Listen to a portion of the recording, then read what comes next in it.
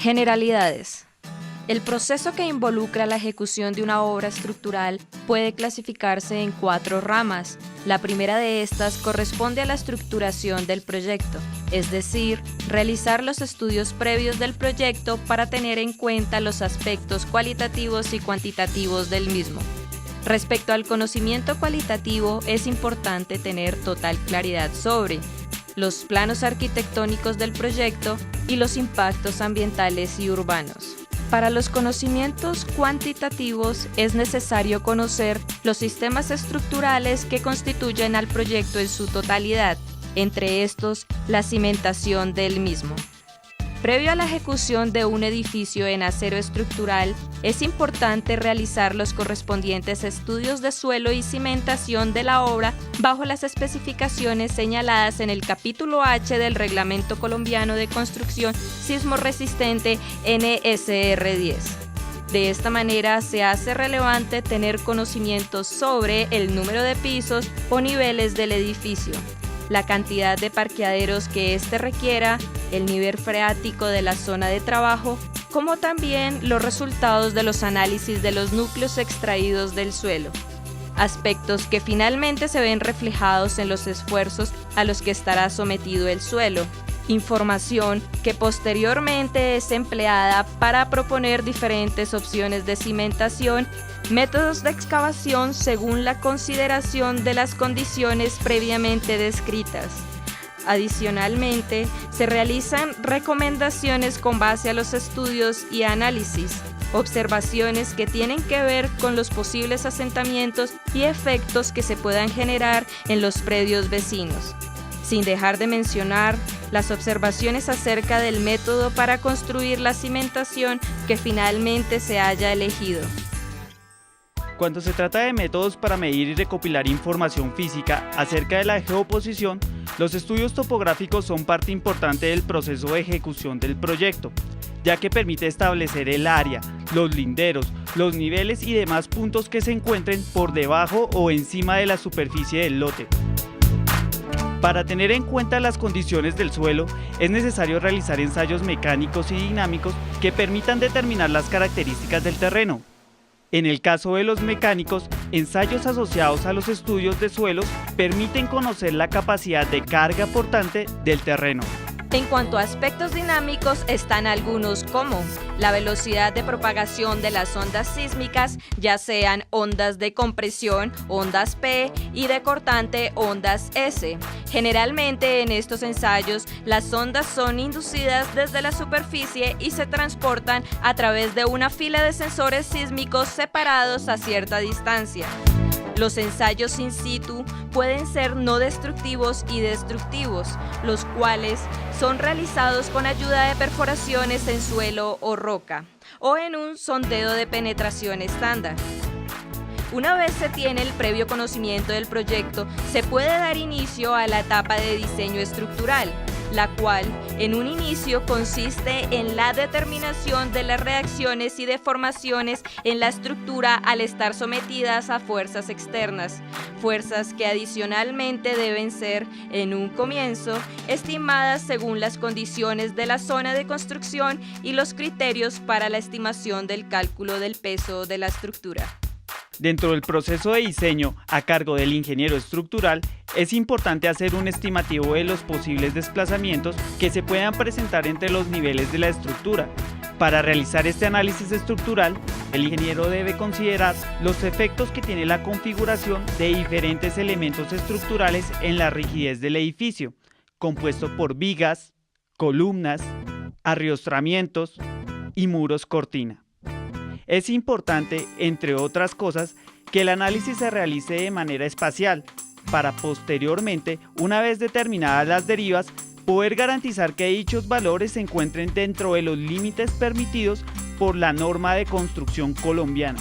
y de esta forma también garantizar la seguridad de los usuarios al no permitir daños en elementos no estructurales, y de la misma manera controlar la deformación de los que sí son estructurales. Es de relevancia recalcar que el cálculo de las derivas debe realizarse para cada uno de los pisos que compongan el edificio. Adicionalmente a los criterios básicos mencionados anteriormente, la norma sismo resistente reconoce 4 métodos de análisis del sistema de resistencia sísmica. El método de la fuerza horizontal equivalente, descrito en el capítulo A4, el método de análisis dinámico elástico, de acuerdo a los requisitos del capítulo A5, el método de análisis dinámico inelástico, de acuerdo a los requisitos del capítulo A5, y el método de análisis alterno, los cuales deben tener en cuenta las características dinámicas de la edificación, el comportamiento inelástico de los materiales y deben ser de aceptación general en la ingeniería. Una vez terminado el análisis de diseño pertinente, se realiza el diseño de los elementos estructurales, tales como columnas, vigas, conexiones, arriostramientos, entrepisos, muros y cimentación. Y luego recopilar la información relacionada a las memorias de cálculo y planos de diseño, estos últimos conocidos como planos estructurales, con sus respectivos despieces y detalles de manufactura y ubicación. Es decir, las codificaciones que indican el tipo de perfil, longitud y características del elemento, y los planos de taller de todos los elementos estructurales con sus respectivas planillas de materiales. Para elementos tales como muros divisorios, columnas no estructurales, entre otros, la norma sismo resistente establece como punto de partida para el diseño de elementos no estructurales la relación entre el grado de desempeño y el grupo de uso de la estructura, tal como se representa en la siguiente tabla del capítulo A de la norma sismo resistente. Las licencias de construcción cumplen una función importante dentro del proceso de ejecución, ya que permiten el desarrollo de cualquier tipo de proyecto. Dentro de los requisitos generales para obtenerla están: copia del certificado de tradición y libertad del inmueble, copia del documento de identidad del solicitante, copia del certificado de pago del impuesto predial del inmueble de los últimos 5 años, planos arquitectónicos y estructurales, memorias de cálculo y estudios previos. En cuanto al segundo aspecto, puede entenderse como la programación de ejecución, la cual está comprendida por los diagramas de barra para el control de la ejecución de la obra, las precedencias y secuencias de los procesos constructivos que constituyen la obra, los rendimientos de equipo, los rendimientos de mano de obra, la ruta crítica de la ejecución del proyecto, el establecimiento de un plan de control, la elaboración de informes y la frecuencia de los procesos. La tercera rama hace alusión a los recursos necesarios para la ejecución, los cuales se clasifican: los recursos de los materiales, comprendidos a su vez por el proceso de licitación, adjudicación y contratación, la definición de los materiales a utilizar, el transporte, almacenamiento y manipulación de los materiales, los programas detallados de suministros, los plazos de entrega y formas de pago. Seguido por los recursos humanos, que de igual manera se dividen en la conformación y asignación de cuadrillas por especialidades, la llegada y salida de cuadrillas, el rendimiento de cuadrillas, el director de obra, el director de interventoría, el inspector de seguridad industrial. A continuación se tienen los recursos de maquinaria y equipos, conformados por la asignación de equipos, las fechas de entrada y salida de equipos, la definición sobre equipos propios y arrendados y programas de mantenimiento preventivo.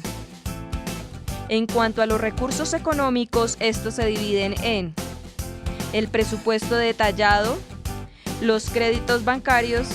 el análisis de precios unitarios y el flujo de fondos. Finalmente están los recursos informáticos usados en el proceso de análisis estructural y construcción del proyecto.